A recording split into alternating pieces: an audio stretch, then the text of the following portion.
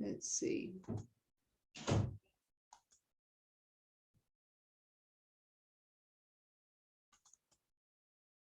Okay, everyone seeing Tablet to the Kings? Yep. Before we get too far into all the wonderful points of Shoghi Effendi that we are going to go through tonight, there was one word that folks seem to stumble over quite a bit, and that word is ecclesiastical and all the derivatives of ecclesiastical.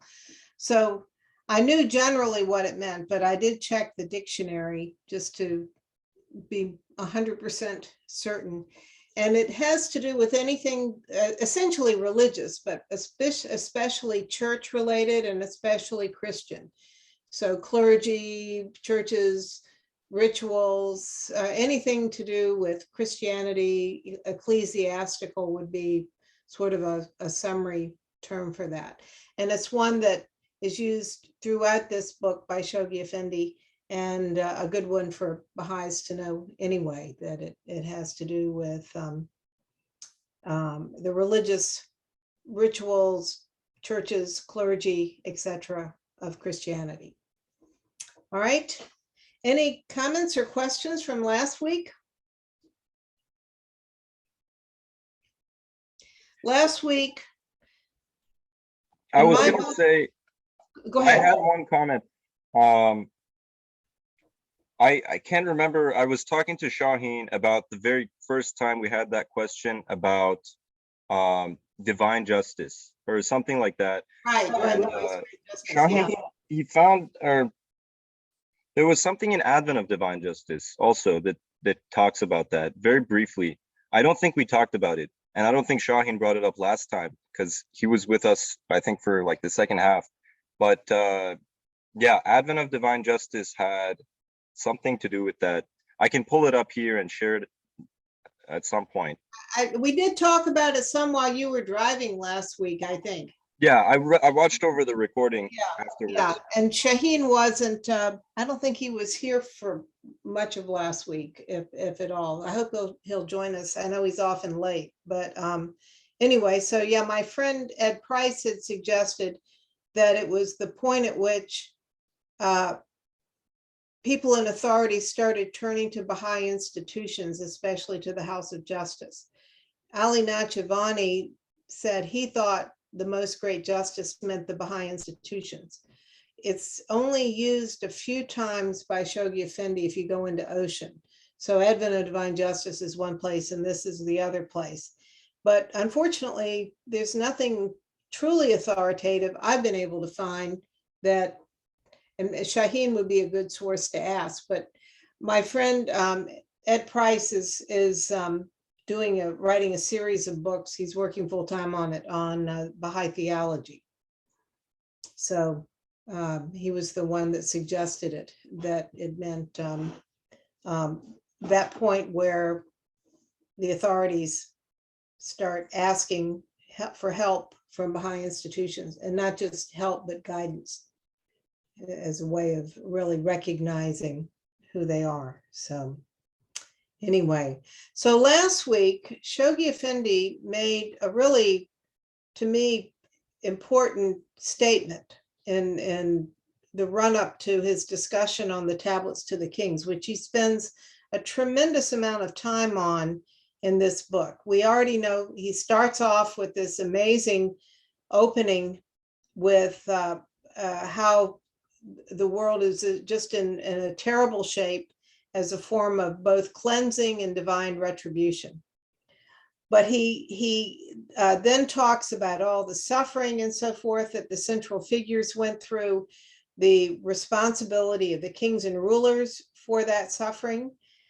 But he also says that one of the reasons that Baha'u'llah gave his message, hello Mateen, welcome, gave his message primarily to the kings and rulers, was you couldn't get to the normal people, to the average citizen, without going through them, because they were in essence gatekeepers.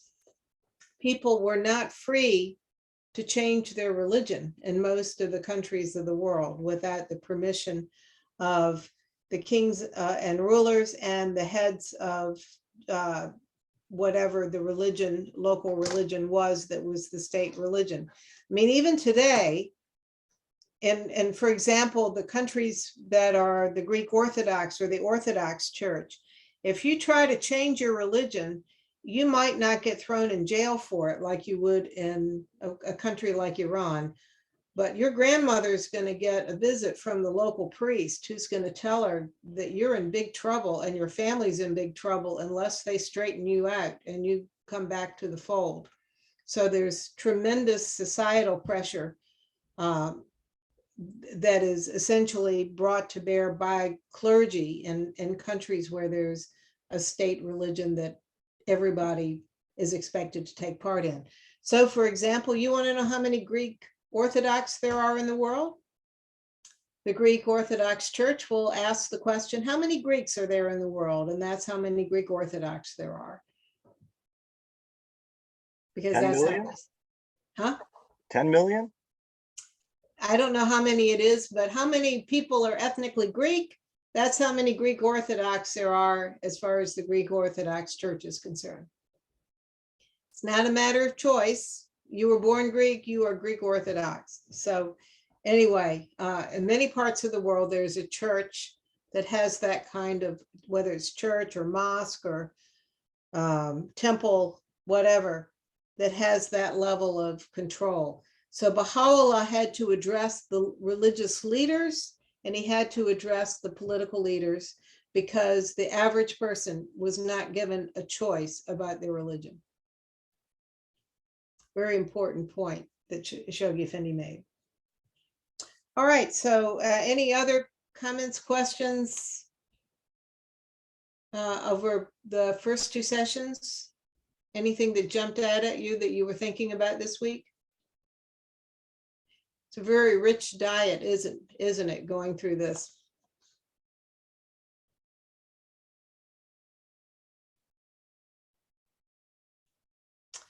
All right, so Sarush, can you lead us off by reading this, please? It should be borne in mind, however, that Baha'u'llah has not restricted the delivery of his message to a few individual sovereigns, however potent the scepters they severally wielded, and however vast the dominions which they ruled.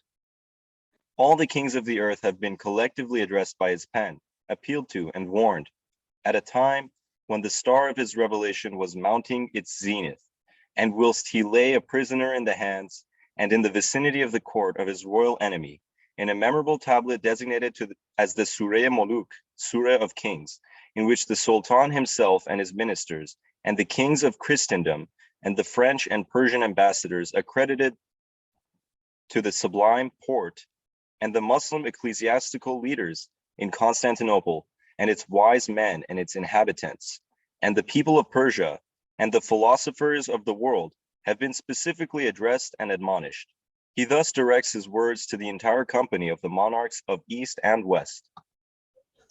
Okay, so we're going to look at some of the individual portions of some of the messages to individual clergy and also to rulers. But the Guardian is saying he also wrote a few tablets that were addressed to all of them. And the first one is, of course, the Surah Mulk. And when he's talking to about the French and Persian ambassadors accredited to the Sublime Porte, what does he mean by the Sublime Porte? Do you know?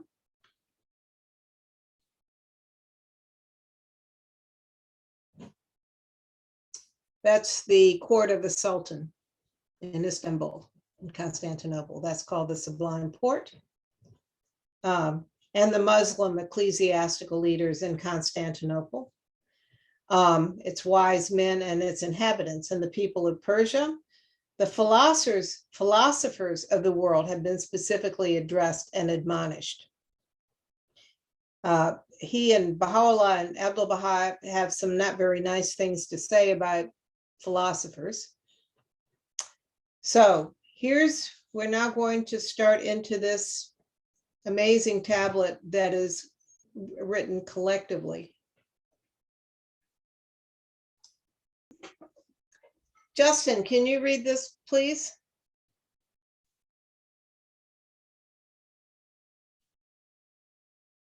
Yes. And welcome, Shaheen. O kings of the earth, give ear unto the voice of God, calling from the sublime, this fruit-laden tree that hath sprung out of the crimson hill, upon the holy plain, intoning the words, there is none other God but he, the mighty, the all-powerful, the all-wise. Fear God, O concourse of kings, and suffer not yourselves to be deprived of this most sublime grace. Fling away then the things ye possess, and take fast hold on the handle of God, the exalted, the great. Set your hearts towards the face of God, and abandon that which your desires have bidden you to follow. And be not of those who perish. Relate unto them, O servant, the story of Ali the Bab, when he came unto them with truth, bearing his glorious and weighty book, and holding in his hand a testimony of and proof of from God, and holy and blessed tokens from him.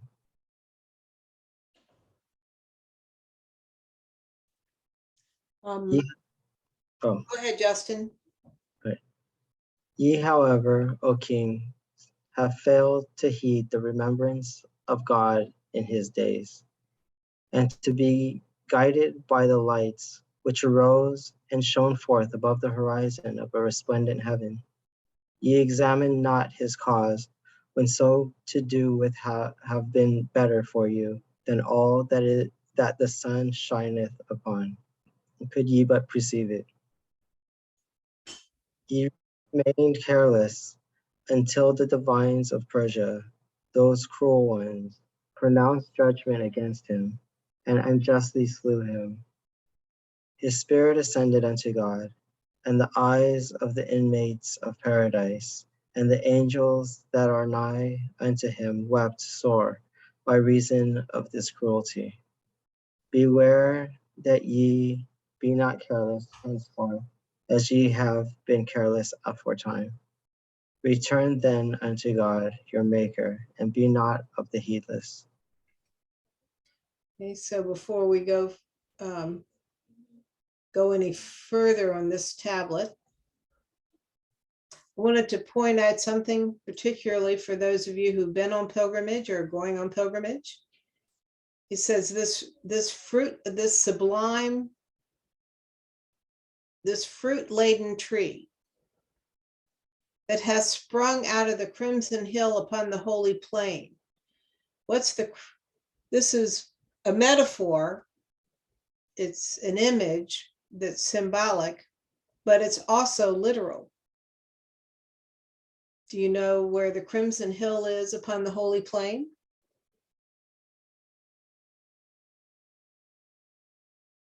Is it Mount Carmel? No, your pilgrim guide will try to point it out if it doesn't have an apartment building on it by now. There was a small hill on this, the plain of Akka is not what we see when we go on pilgrimage today. There's so much development now, you don't really see the landscape anymore, but it was a big flat plain once you got close to the sea. And there was on that plain a hill between Masre and Baji, which Baha'u'llah called the Crimson Hill, because every spring it was covered with red anemones and poppies. And he loved the Crimson Hill. And so did Abdul Baha, and so did Chogi Effendi. And Chogi Effendi made a big deal of showing the Crimson Hill to people. So the Crimson Hill upon the Holy Plain, he's saying that he's calling out to them from the Holy Land and from the area between Masre and Baji. So that alone is giving him stature, because this is where the kings of the earth, particularly the Muslims, Christian, Jewish people of those of the book, expect the Holy One to come from the Holy Land. fling away the things you possess. I love that word fling, just get rid of it. Take hold on the handle of God. And then he reminds them of the bob and their responsibility to have prevented the injustices done to the bob. And tells them, you were careless in your duty toward him. Don't be careless again.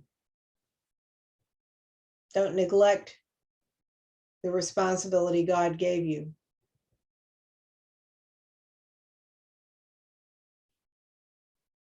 He also tells us what happened to the bob after his death, that his spirit ascended unto God, and that his martyrdom caused the eyes of the inmates of paradise and the angels to weep.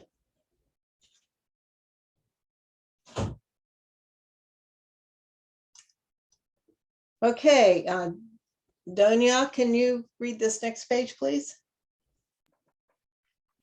My face hath come forth from the veils, and shed its radiance upon all that is in heaven and on earth.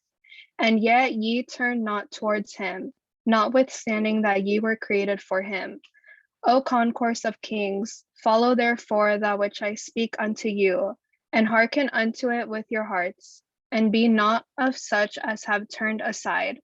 For your glory consisteth not in your sovereignty, but rather in your nearness unto God and your observance of his command, as sent down in his holy and preserved tablets. Should any one of you rule over the whole earth and over all that lieth within it and upon it, its seas, its lands, its mountains, and its plains, and yet be not remembered by God, all these would profit him not, could ye but know it. Arise then, and make steadfast your feet, and make ye amends for that which hath escaped you, and set then yourselves towards his holy court, on the shore of his mighty ocean, so that the pearls of knowledge and wisdom, which God hath stored up within the shell of his radiant heart, may be revealed unto you. Beware lest ye hinder the breeze of God from blowing over your hearts, the breeze through which the hearts of such as have turned unto him can be quickened.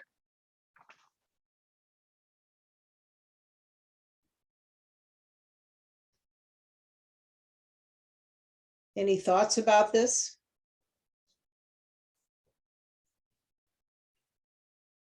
Now we know that this tablet addressed to the kings of the earth is as applicable today to the rulers today as it was to the rulers of his own time. So if I'm president of the United States or any head of state, and I read this paragraph, how would my response be? What am I expected to do?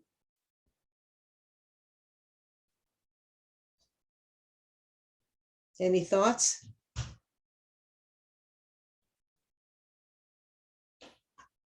Your thought, I'm driving, but I'll try to participate what little I can. You are expected to take heed and turn towards the counsels of Baha'u'llah. Right. However you interpret those counsels. Right. Easier said than done if you're a politician. I think on that previous one real quick, sorry, Kathy. Go ahead. I'm a little late to the party. It's interesting, it says, for your glory consisteth not in your sovereignty, but rather in your nearness unto God. I think that would be to many kings, like if you had said that, for example, to King Henry VIII, he might find it as like a betrayal of loyalty, because anyone who follows him knows that he is in some ways God. So by him saying that, like, even if you doubt me being close to God is treasonous in many ways. So it's very interesting. Any president, yeah, of course, or politician would not be happy about this. I don't think they would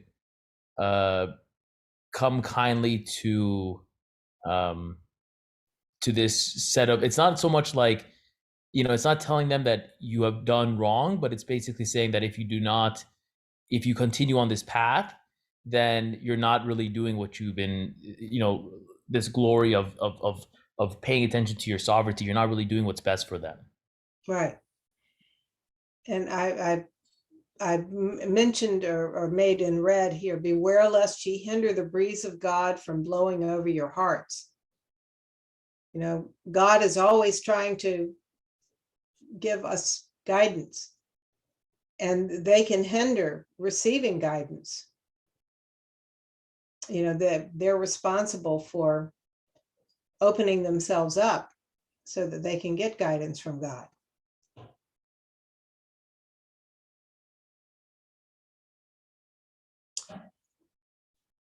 All right, so let's move on.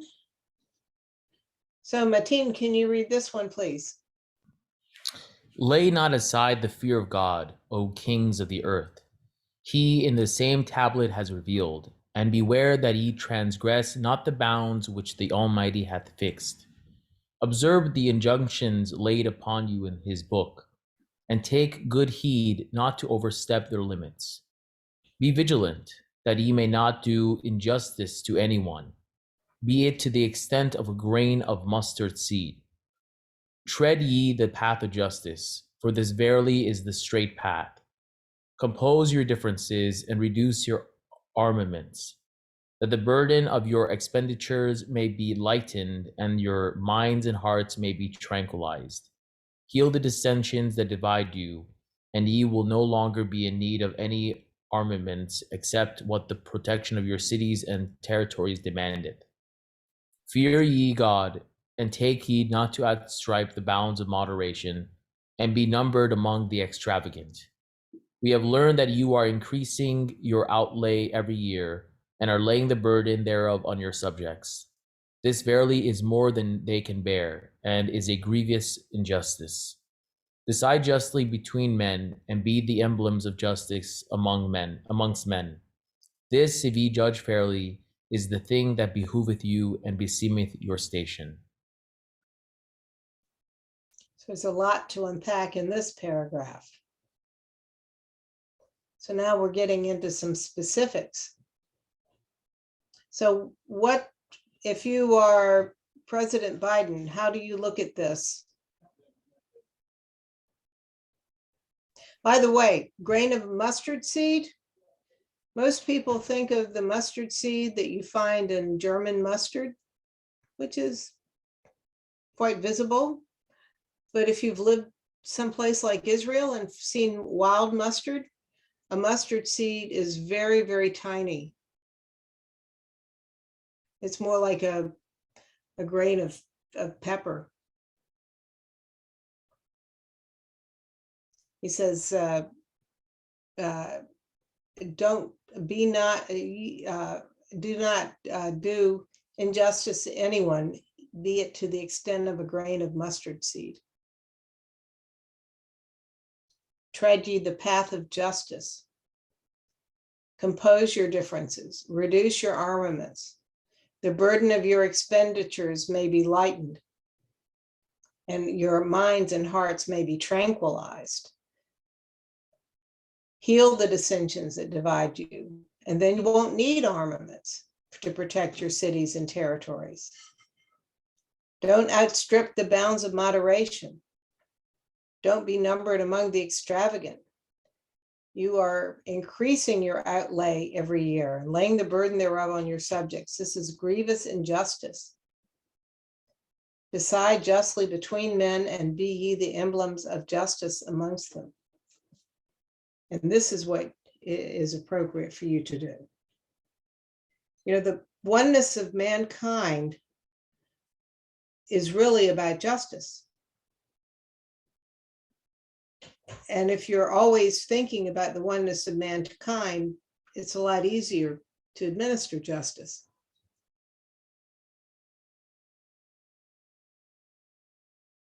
So if you're President Biden and you look at this paragraph, how would that change what you propose to do?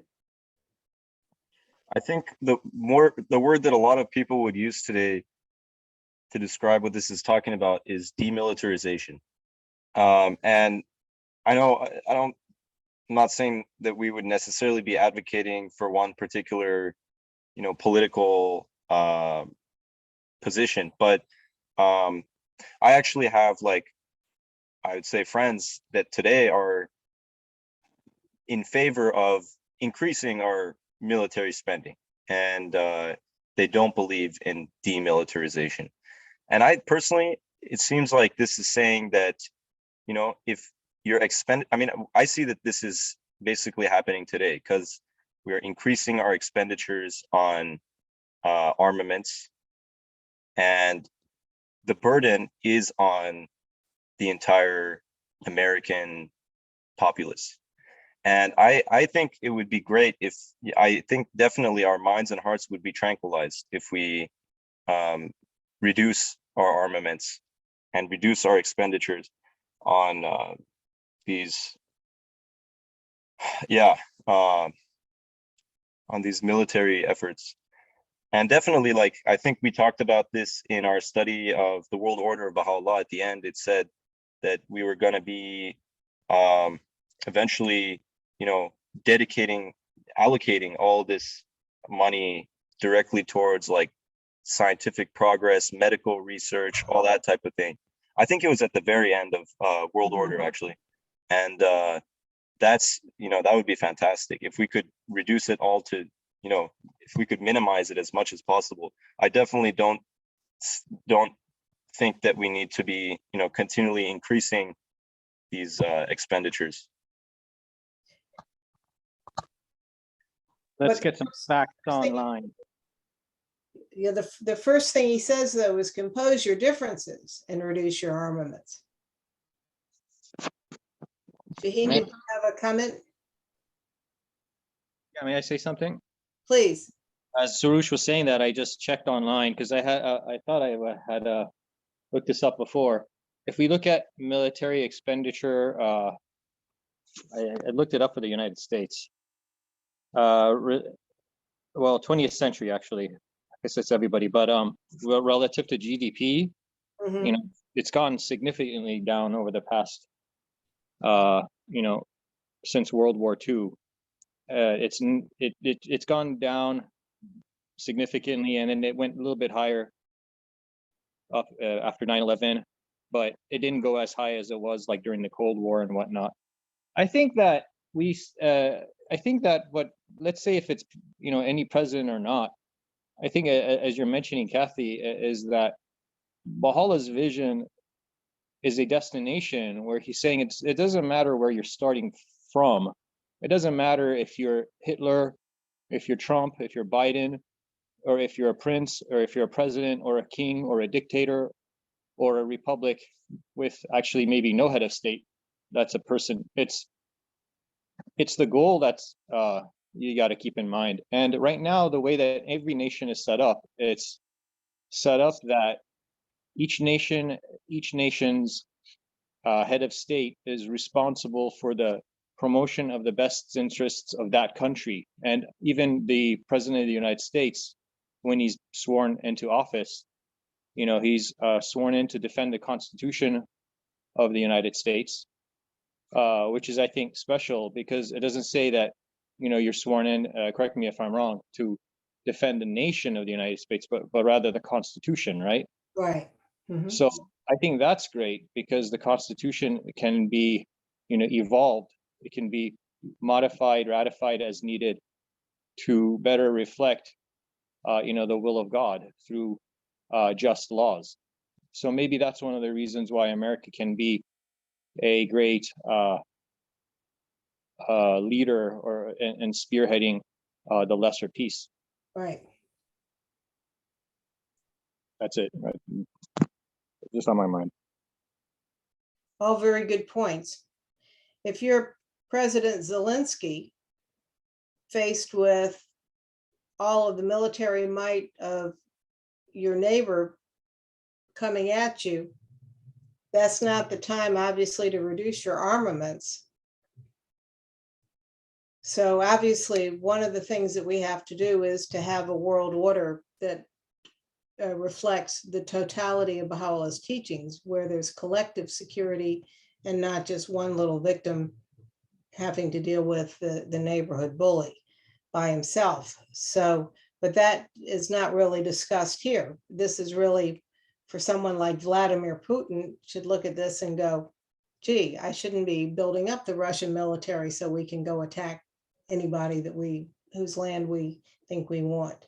So, because we also are supposed to only promote justice and what's in everybody's best interest, and laying waste to entire countries is not in anybody's interest. But you could argue, I mean, I don't want, I'm not arguing, but in Yeah. his mind, he would argue that what he is doing is just.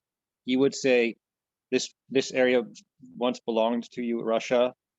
I'm just restoring what it was, and I don't like the idea of all these neighborhood nations with their militaries united in interests that are their own, which do not reflect the interests of Russia and maybe some other, China and other friends. So I think it's still, you're saying, promote the best interests, but everybody thinks, and I think even Hitler thought he was a good guy doing great things, right?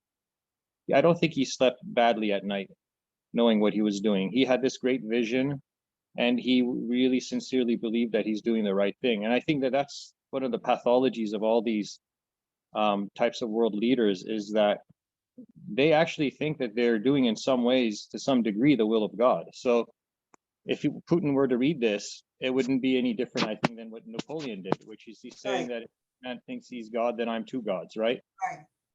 Right. So, okay, let's go on and see what else Baha'u'llah has to say to the kings and rulers. Shaheen, can you read this, please? Yeah, it's pretty big, is it?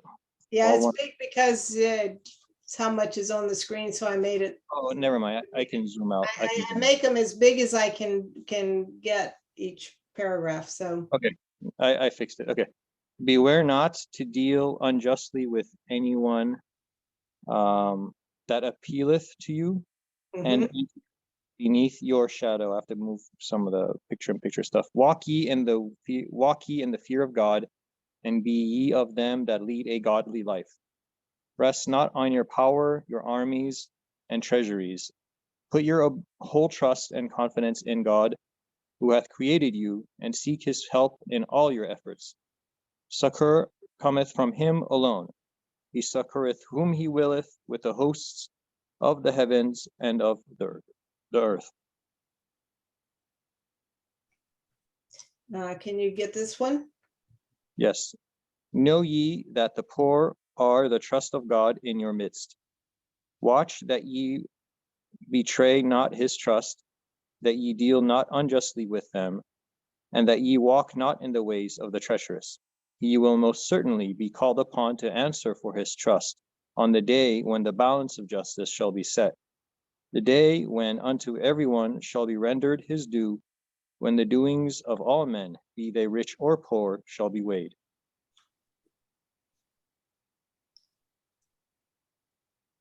So any thoughts on these two very strong admonitions? To be a God-fearing mayor, to be a God-fearing governor, to be a God-fearing head of state, and to know that God is going to call you to account for many things, including what you did to help the poor.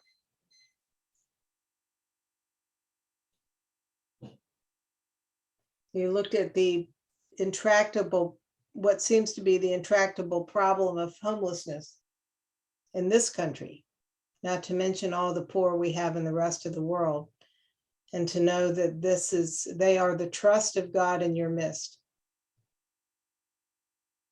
And we will be called to answer the governments of the world will be called to answer for the poor, but particularly the people who are in a position to do something.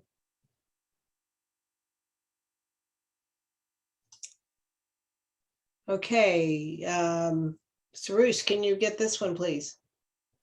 If ye pay no heed unto the counsels which in peerless and unequivocal language we have revealed in this tablet, divine chastisement shall assail you from every direction, and the sentence of his justice shall be pronounced against you.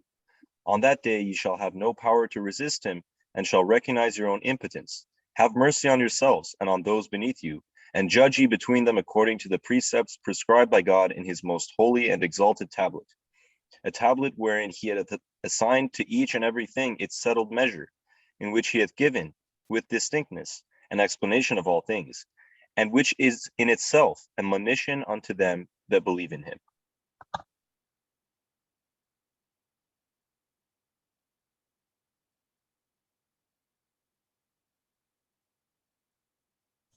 This is pretty strong language.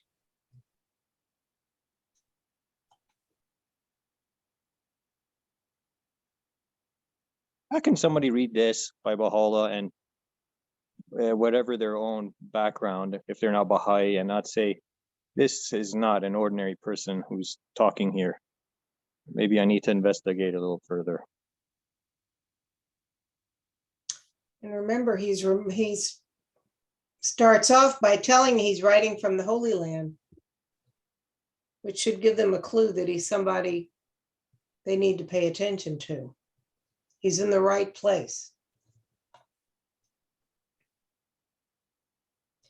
But they probably, all governments get their share of messages from people who are not mentally sound.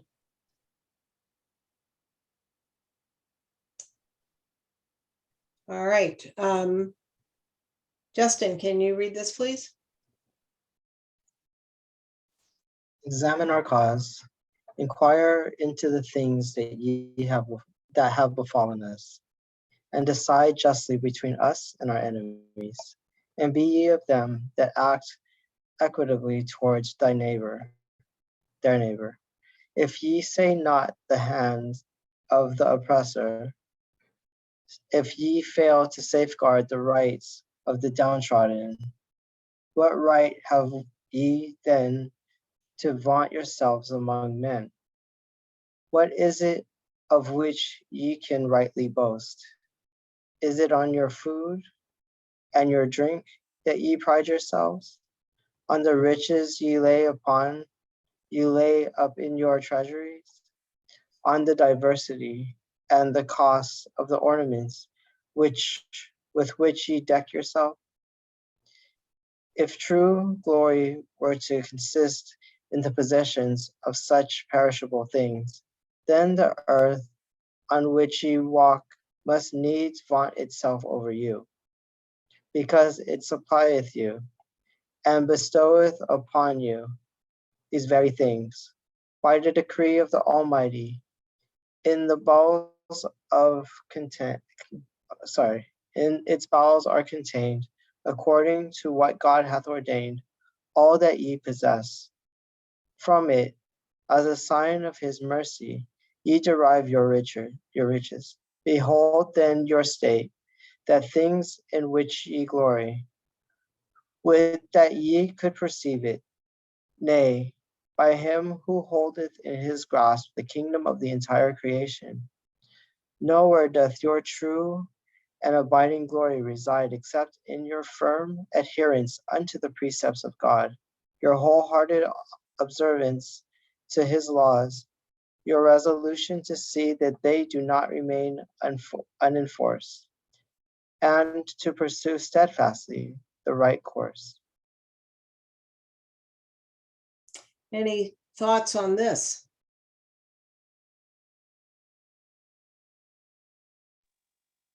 It's similar to the passage what Baha'u'llah talks about, how we need to be so humble that the earth will never say, like, how dare you exalt yourself above me? And I'm paraphrasing, because I supply you with everything, and yet you walk out. I allow you to tread on me and spit on me, and et cetera, et cetera.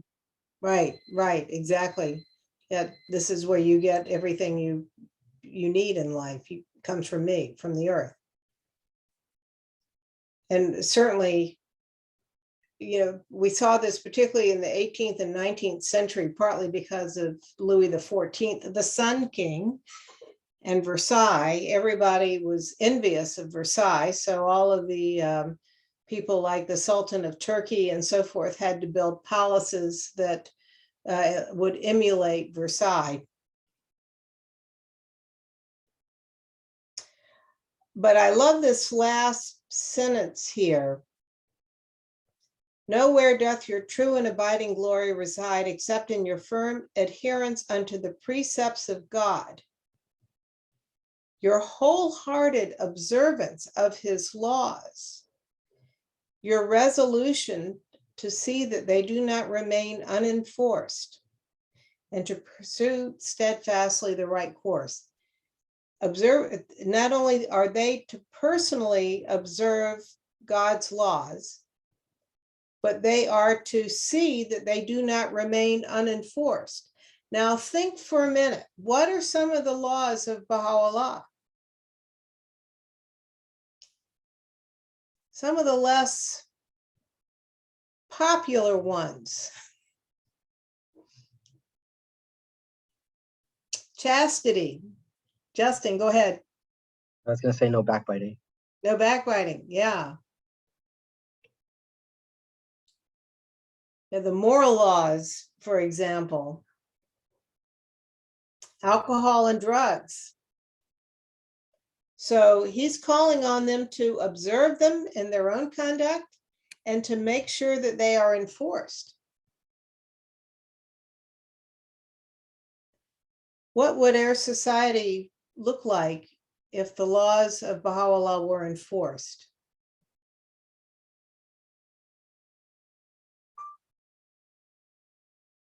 Would be quite different. Yes, Shaheen. Well, I mean, you mean enforced as in if they were resisted and enforced, or people actually were willing? Because one would yield heaven on earth, and the other would be rebelling against heaven on earth. Right.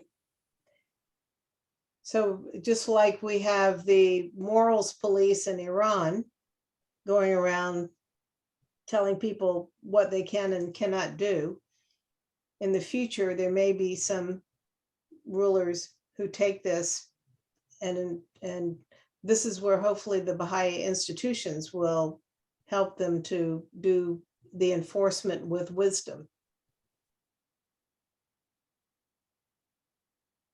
But your resolution to see that they do not remain unenforced.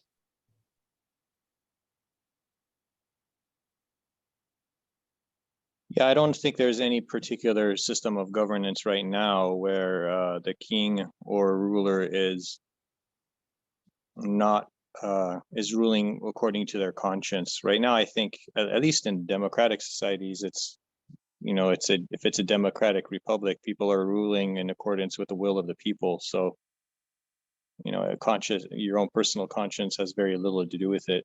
Right. Even the definition of ethics is just a bunch of right or wrong that enough people agree on. Somehow it's okay.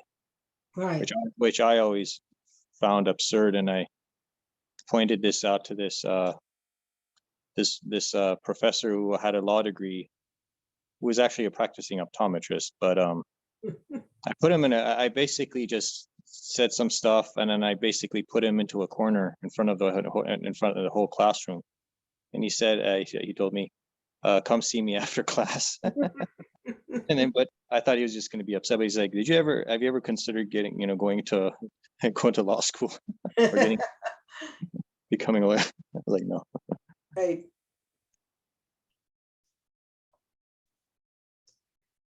So he's asking a lot.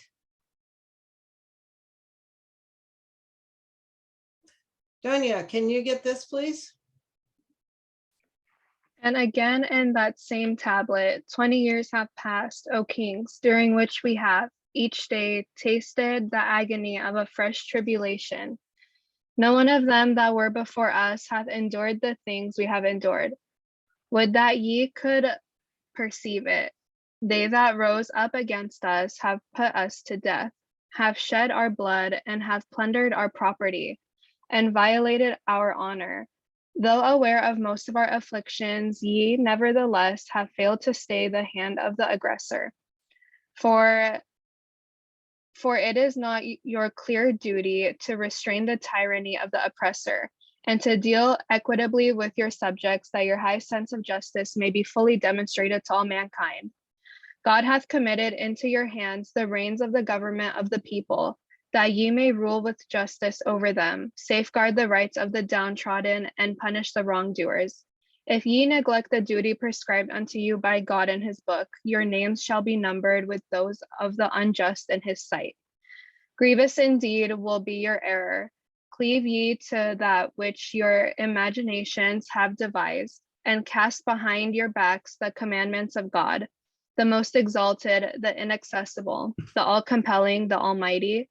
Cast away the things ye possesses, and cling to that which God hath bidden you observe. Seek ye his grace, for he that seeketh it treadeth his straight path. Thank you. Any thoughts on this weighty 2 paragraphs? I think this is the part that we were talking about where he's saying like, well, I don't know, he's like, if he's directly saying it, but like, basically the blame also falls on the shoulders of like all the different, rulers. Oh, like it's talking to the kings. So it's like they're like, equally to blame for the tribulations that Baha'u'llah has endured. I didn't really realize like this until I think, Kathy, you were saying that like it's their, the blame falls on them too, not just, I guess the Shah who was exiling him around. So Right. yeah. Yeah, Shoghi Effendi really jumps on that all of them have a collective duty to prevent injustice. And whether it's happening in their own country or somewhere else. And it's interesting also because in the first paragraph, Baha'u'llah, to me, seems to be talking with the eye of history. He says, first of all, that 20 years have passed. I guess this is from the time of the Bab's revelation, during which we have each day tasted the agony of a fresh tribulation. No one of them that were before us hath endured the things we have endured. So he's talking about the earlier manifestations of God have not suffered like he has suffered, but we have endured. So he's also talking in the collective sense of he and the Bab, I think.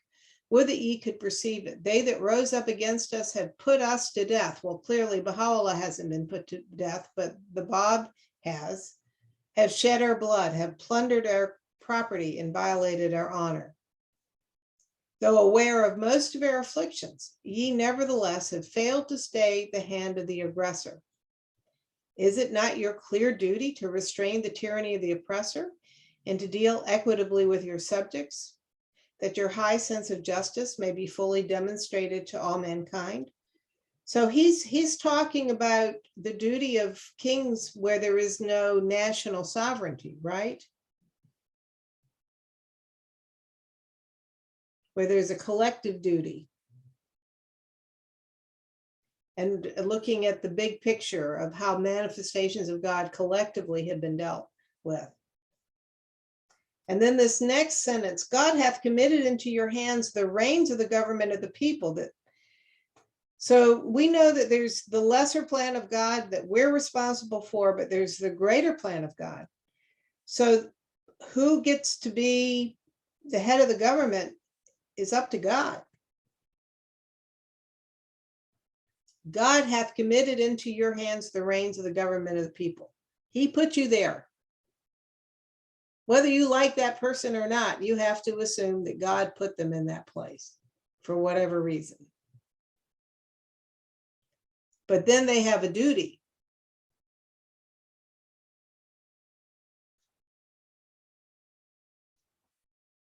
Any thoughts?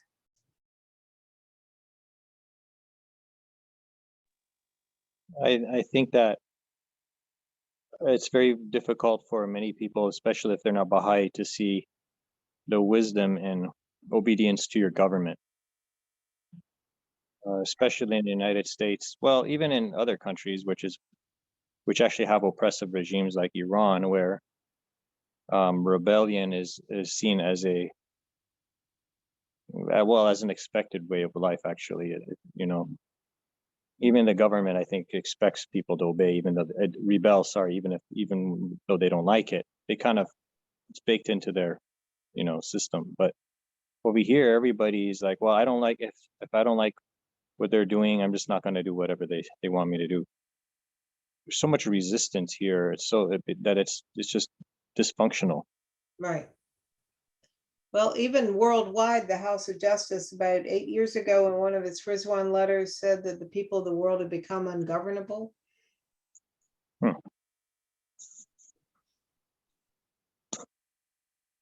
you remember which letter that was?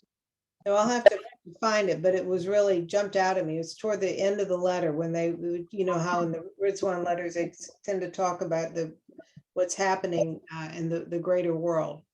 And they said, and it's practically a quote, the people of the world have become ungovernable. Wow. I was thinking, oh, Yeah, this is unrelated. Continue this. No, I was just going to say this first sentence gives us tells us what our attitude toward government should be. God hath committed into your hands the reins of the government of the people. Even if they're not ruling with justice, that's what they were supposed to do. Anyway, Shaheen, go ahead. Oh no, that's all I had to say. Okay. I was gonna say, like, I feel like in a broader context, you know, we're talking about how this oppression and you know, just sufferings that go on in the world. It's I feel like the broader theme here is that, like, this is a collective responsibility for a global, you know, all the leaders of the world to, you know, prevent this kind of thing from happening, like starvation. And you know, if you see genocide happening, a lot of the times nothing is really done about that, where I feel like a lot of times it could be easily prevented. I mean, you know, relatively easily, you know, if people actually do something about it, people in these governments. So I feel like this is kind of also not only talking about Baha'u'llah's sufferings, but also the sufferings that go on, you know, globally in various countries. I feel like it applies the same way. Right. Okay, so injustice is terrible no matter where it is. And we can't let national sovereignty, borders, things like that prevent going after the tyranny of the oppressor. Is it not your clear duty to restrain the tyranny of the oppressor? All right, so let's keep going here. Let's see, Mateen, can you read this, please? Consider the state in which we are, and behold ye the ills and troubles that have tried us. Neglect us not, though it be for a moment, and judge ye between us and our enemies with equity. This will surely be a manifest advantage unto you.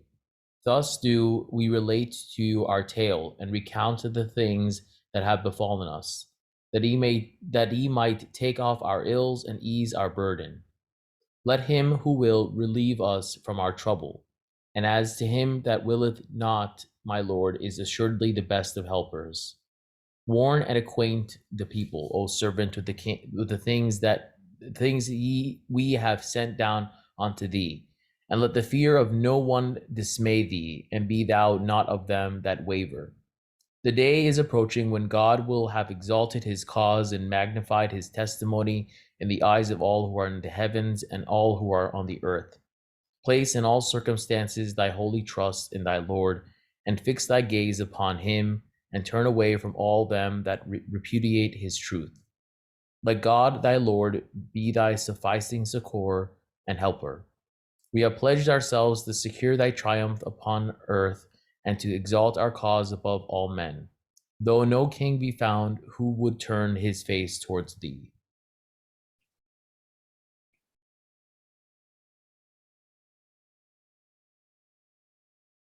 So Baha'u'llah's literary sense is amazing. Of course, when he's revealing the word of God, he usually it's like he's taking dictation. But in this first paragraph, he seems to be collectively talking about the manifestations, and he is as though he is the spokesperson for the manifestations. But then in the second paragraph, to me, I take the second paragraph as the God's or the Holy Spirit then giving a new instruction to Baha'u'llah about what to say to the kings and rulers. So he's in the middle of addressing the kings and rulers, and suddenly he's speaking in the voice of the Holy Spirit or of God, as though it's speaking to Baha'u'llah. Warn and acquaint the people, O servant, with the things we have sent down unto thee, and let the fear of no one dismay thee, and be thou not of them that waver. And then he says to Baha'u'llah, we have pledged ourselves to secure thy triumph upon earth, and to exalt our cause above all men, though no king be found who would turn his face towards thee. So he's saying in the letter to the kings that God has told me he's going to exalt my cause, whether you help me or not. So you can either be in trouble with God and not help me, or you can come along because he's going to exalt my cause and have it triumph anyway. But the way, and the literary way he brings this point across is by letting the kings in on what he has heard, what he is hearing from God. Does that make sense?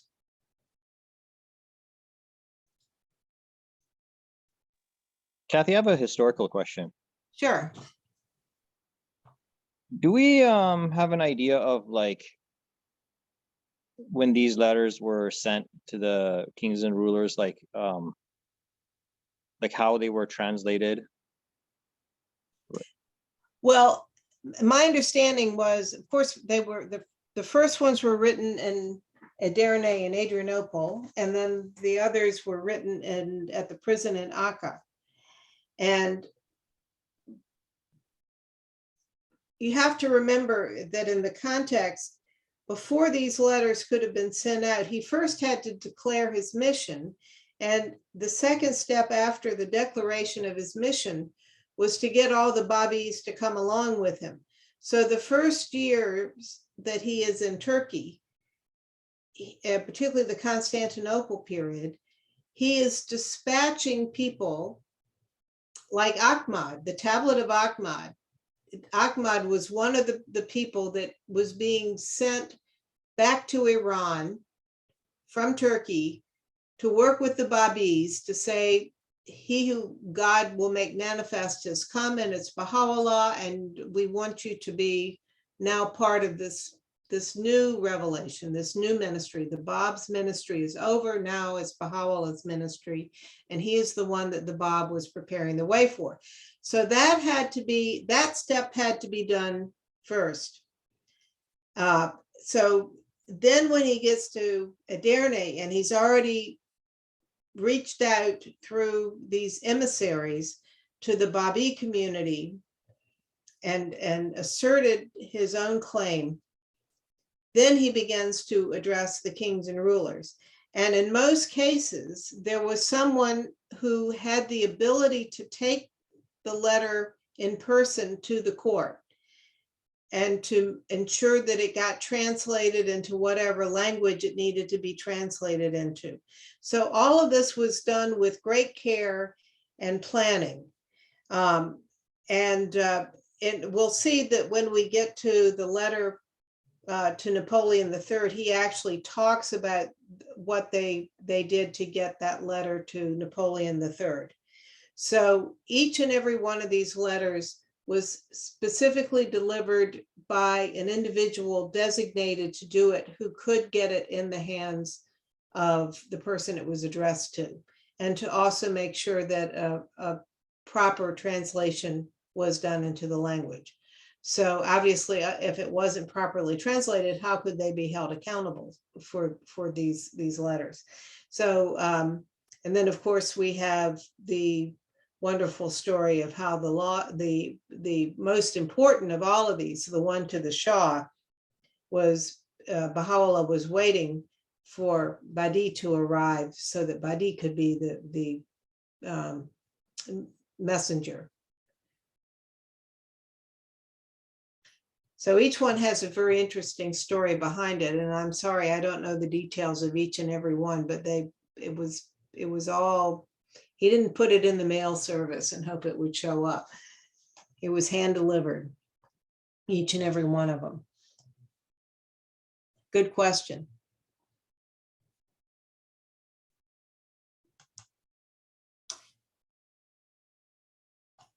Okay, let's see, Mateen.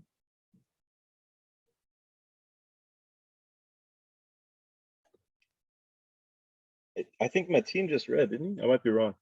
Oh, no, okay, who hasn't read for a bit? Let's see. Adonia, can you get this one, please?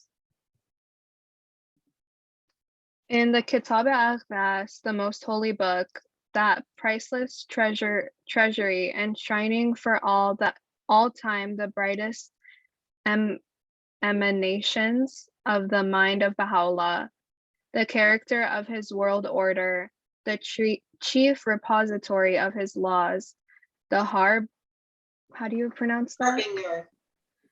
Harbinger. It's like the initial announcement, or what gets you ready for a great announcement. Go ahead. Of his covenant, the pivotal work containing some of his noblest exhortations, weightiest pronouncements, and portentous prophecies, and revealed during the full tide of his tribulations at a time when the rulers of the earth had definitely forsaken him. In such a book, we read the following.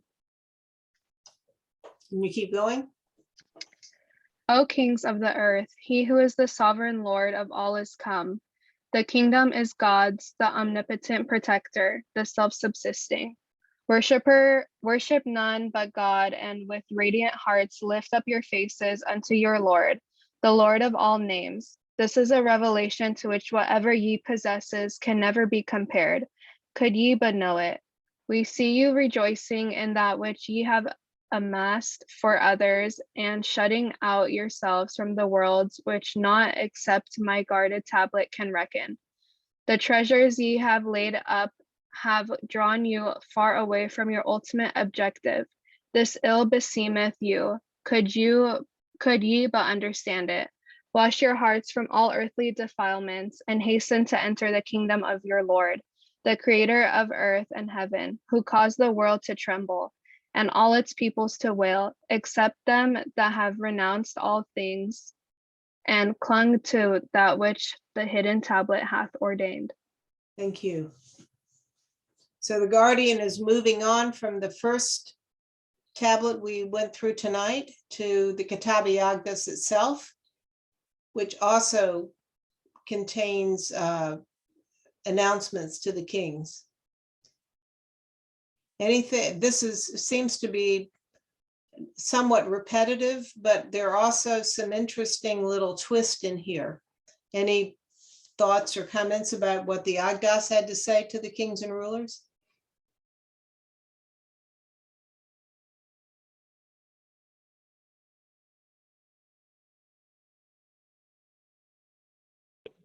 In your question, you mean in addition to what Paul has already said here? Well, and these words, I mean, we saw what he said in the Syrian milk, and now this is what he says in the Agdas.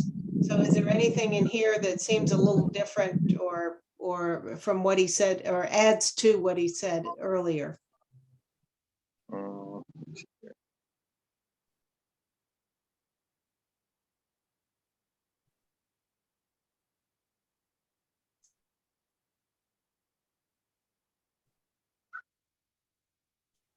Wash your hearts from all earthly defilements and hasten to enter the kingdom of your Lord. Is that? That, yeah, and then the sentence even before that, or two sentences, is treasures ye have laid up have drawn you far away from your Right. own objective.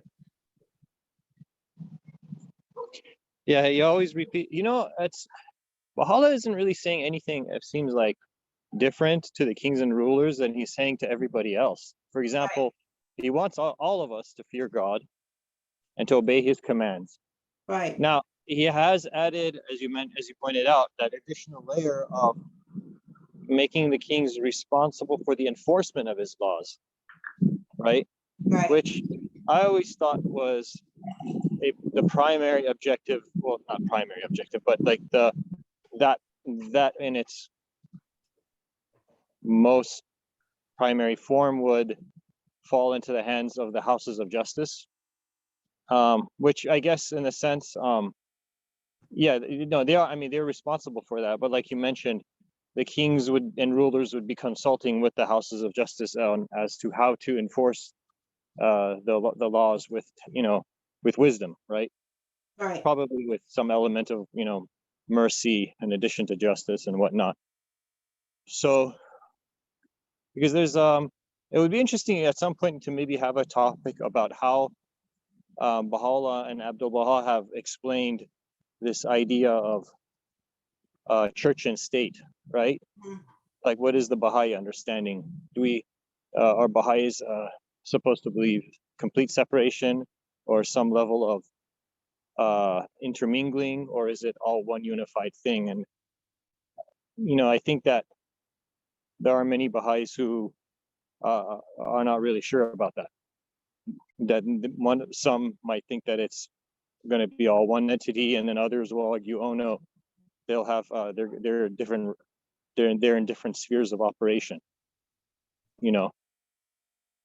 And I think that it would be better to study that.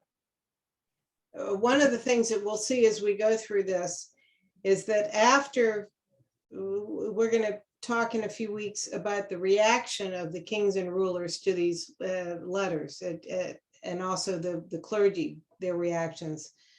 And because they reacted negatively, Baha'u'llah took their power, God took their power away from them. So it would be interesting to see whether they still have the duties that are here because they no longer have power.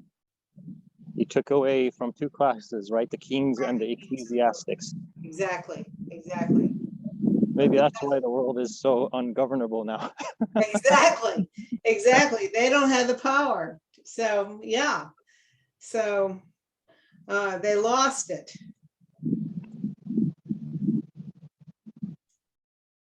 Because they didn't react well to this message.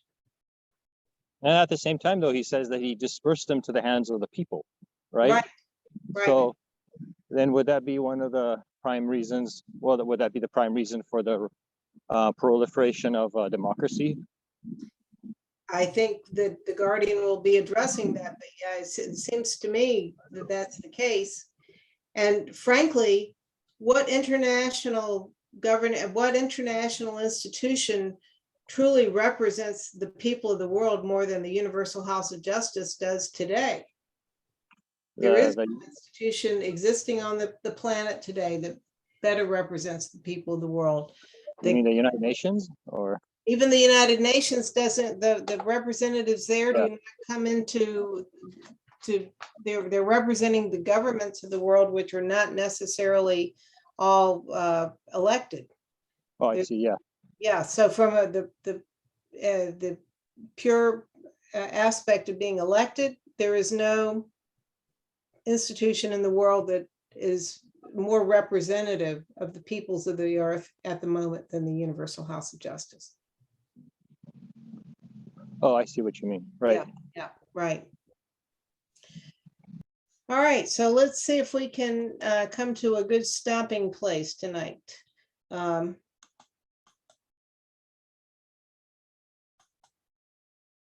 Okay, so let's see. Justin, can you read this, please? And further, O kings of the earth, the most great law hath been revealed in this spot, this scene of transcendent splendor. Every hidden thing hath been brought to light by virtue of the will of the supreme ordainer. He who hath ushered in the last hour, through whom the moon hath been cleft, and every irrevocable decree expounded. Ye are but vassals, O kings of the earth. He who is the King of kings hath appeared, arrayed in his most wondrous glory, and is summoning you unto himself, to help in peril the self-subsisting. Take heed lest pride deter you from recognizing the source of revelation, lest the things of this world shut you out as by a veil from him who is the creator of heaven. Arise and serve him, who is the desire of all nations, who hath created you through a word from him, and ordained you to be for all time the emblems of his sovereignty. Okay, let me go back to the previous one. Okay, so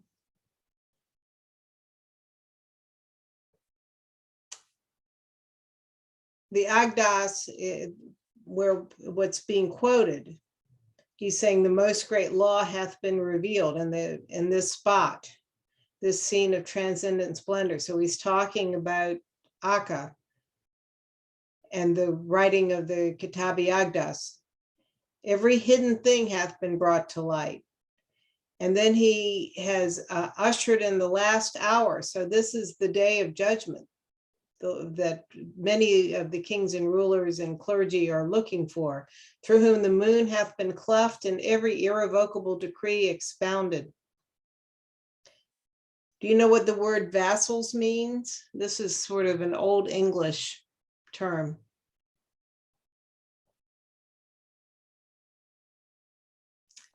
It's like a servant, right? Right, yeah, or a vassal is someone who owes obedience and loyalty to a lord. So he says to the kings of the earth, ye are but vassals. And in the medieval period, a knight would be a vassal, a serf would be a vassal to the lord of the manor or the king. So ye are but vassals, O king of the earth. He who is the King of kings hath appeared. Arise and serve him. Atina, are you back? By the righteousness of God, it is not our wish to lay hands on your kingdoms. Our mission is to seize and possess the hearts of men. Upon them the eyes of Baha are fastened. To this testified the kingdom of names, could he but comprehend it. Whosoever followeth his Lord will renounce the world and all that is therein. How much greater then must be the detachment of him who holdeth so august a station. Forsake your palaces, and haste these to gain admittance into his kingdom. This indeed will profit you both in this world and in the next. To testify the Lord of the realm on high, did he but know it. How great is the blessedness that awaited the king who will rise to aid my cause in my kingdom, who will detach himself from all else but me. Such a king is numbered with the companies of the crimson ark, the ark which God hath prepared for the people of Baha. All must glorify his name, must reverence his station, and aid him to unlock the cities with the keys of my name. The omnipotent protector of all that inhabit the visible and invisible kingdoms. Such a king is the very eye of mankind, the luminous ornament on the brow of creation, the fountainhead of blessings unto the whole world. Offer up, O people of Baha, your substance, nay, your very lives, for his assistance.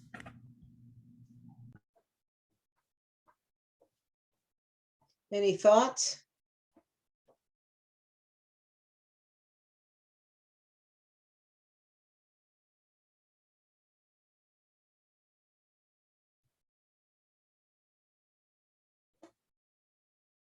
I just really like this first line here from the Kitab Aqdas. It is not our wish to lay hands on. This is like Right. one of my favorite lines. Not our wish to lay hands on your kingdom. So don't worry, I'm not trying to take over the world. In that sense, I want the hearts of your people. But he's also saying, we've given you this, as a king, you're held to a higher standard by God.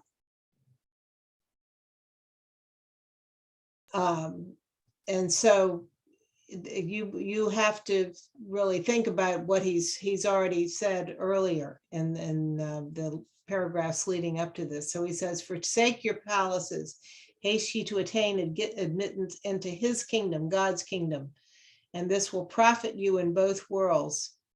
And then he gives the kings this wonderful promise in the second paragraph.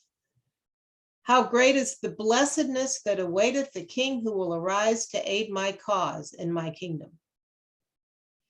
So if they do what he asks, they will have a great reward. And then he goes on to talk to us, to say when there is such a king who aids Baha'u'llah's cause, we are responsible to offer our resources, our substance, nay, our very lives for his assistance. So do we have some specific examples of kings who have arisen to aid the cause of Baha'u'llah? King of Samoa, is it Western Samoa? Right? King, He actually became a Baha'i, the Maliatoa. and he promoted the faith too. Right. And he's got a fantastic picture in the Universal, at the seat of the Universal House of Justice. Right. You know? Right. And by the way, his position was an elected one, which is interesting. So he was the first ruling head of state to become a Baha'i. But we have many kings since Baha'u'llah's time, or people who have actually arisen to aid our cause. Like who? Well, like Bill Clinton, George W. Bush, Donald Trump. Like in what sense? In what sense? By particularly coming to our aid with the Iranian situation, being I wholehearted. mean, they just basically, they look at it, they write a very nice letter that says, yeah, we support it, but nobody should be treated in any unjust way, and the Iranian Baha'is are innocent. I mean, I don't know.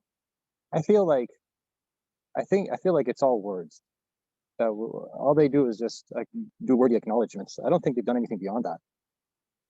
Well, from talking to people who are in a position to know, they do. They make private government to government overtures to let the Iranian government know that what they're doing is not okay.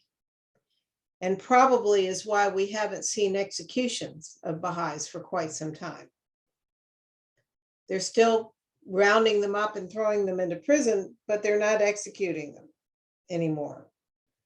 And that's in large part because it's not just the American government. We've had a number of heads of state who have taken a special interest in the Baha'is and have spoken up, used the offices at the United Nations and other ways. Now, could they go further? Yes, but they have. There are some who have done nothing, would not raise a finger for us, and others who have quietly used the resources of their government to put pressure on the government of Iran. And in other times where we had Baha'is who were being terribly persecuted. We had a group of Baha'is in, was it Morocco or Algeria some years ago, who were going to be executed for being Baha'is. And we had the case in Yemen recently. And lots of governments came to their aid. They don't do it as front page news, but they do it quietly in the halls of the United Nations. Well, that's great. I like that. Yeah. All right, I think we're getting to the end of this section. And further, this evident arraignment in the same book. We have asked nothing from you. For the sake of God, we verily exhort you and will be patient as we have been patient in that which hath befallen us at your hands, O concourse of kings.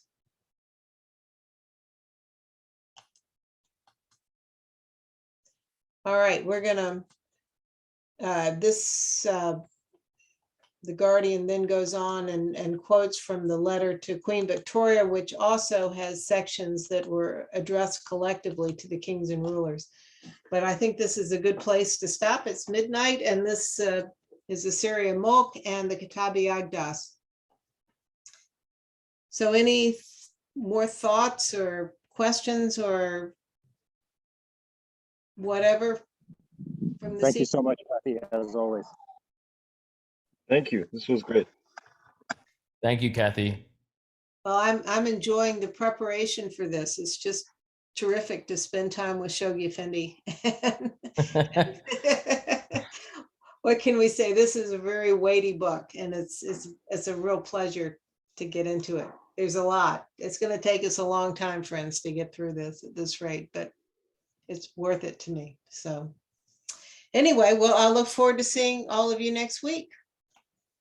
Thank you Thank you, so Kathy. much. Thank you. Have a good evening. Please say happy birthday to Gary.